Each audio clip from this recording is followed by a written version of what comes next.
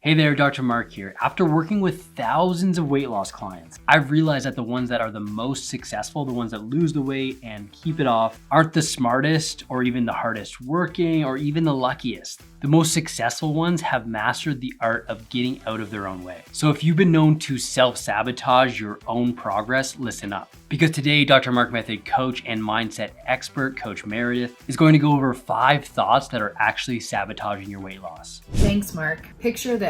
You have a goal to get leaner or make a substantial dent in a larger fat loss goal, but you just can't seem to stick to it. You keep telling yourself you just need to try harder, but that only seems to work for a short amount of time before you just fall off track again. You know what you need to do and maybe even how to do it, but there's a disconnect between what you want to achieve and following through with taking action consistently on the things that yield you the results that you want. This is an example of what we call cognitive dissonance. You want to be healthier, increase your fitness, or lose weight, but you aren't willing to make the necessary changes like exercising regularly or eating more nutrient-dense foods. And you may feel guilty as a result. You may find that your behaviors are in direct conflict with your goals. You cancel your workouts last minute, binge on a bag of Doritos when watching TV more evenings than not, or indulge in a few too many alcoholic bevies on the weekend. If you want to overcome self-sabotaging behaviors,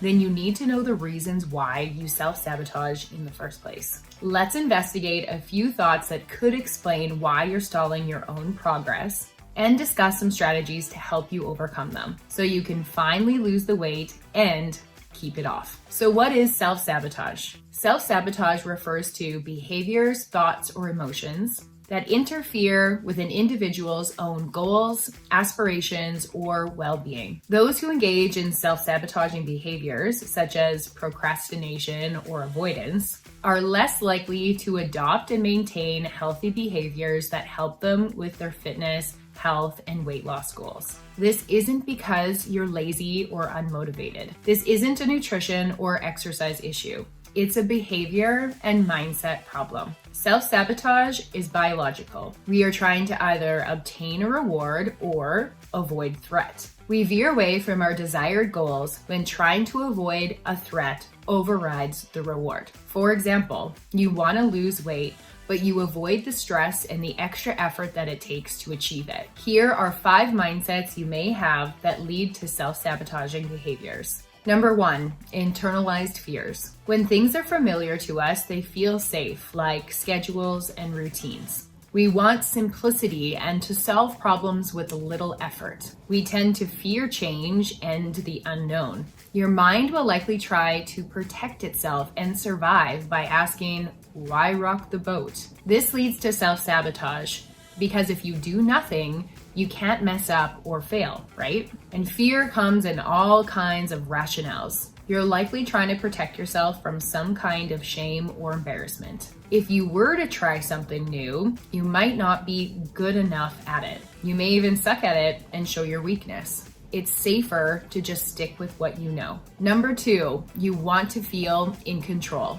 You want the ability to control your environment because this provides desired results and is essential to your well-being. This is biological. If we can control our environment and predict what will happen, we are more likely to survive. When we find ourselves in unfamiliar situations, it's a lot harder to enjoy these events because we don't know exactly what's going to happen. We have negative reactions because we feel like we're losing control. And we simply go back to seeking safety and survival. And self-sabotage is that temporary tool that we use to relieve stress and discomfort. Number 3, weak concept of self. Our self-concept is understanding the view of oneself. When this is strong, we come at it from a positive view. We feel confident that we're close to our ideal self, or at least on our way there. But when we're uncertain, we're unsure that we can ever achieve what we're trying to do.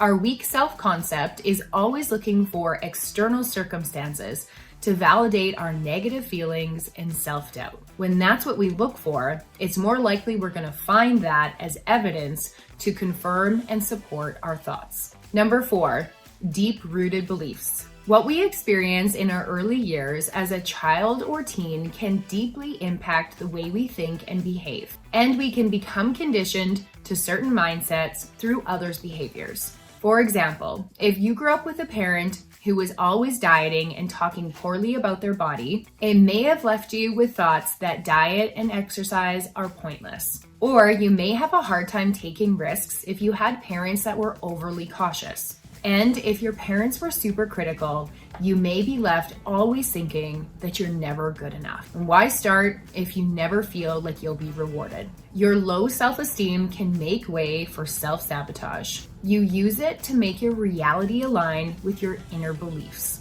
You're anticipating your failure. It's an anticipated flaw in your character. You self-sabotage because of these faulty beliefs. As much as you promise things like you'll get up early in the morning to work out, you tend to bail on yourself last minute, telling yourself things like, you're not a morning person, or those people who get up early in the morning before work to exercise are crazy. I could never do that. Keep in mind that these automated thoughts can be changed, and what you say to yourself matters. Number 5, all or nothing thinking. All or nothing thinking is the tendency to think in terms of good or bad, black or white, healthy or unhealthy. Humans think like this because we like rules and guidelines. It's less effort that way. We're trying to categorize and make sense of things, and it's easier to let ourselves off the hook. Example, we didn't fail at weight loss, the diet failed us. Those who think this way tend to be a lot more restrictive in the way that they eat.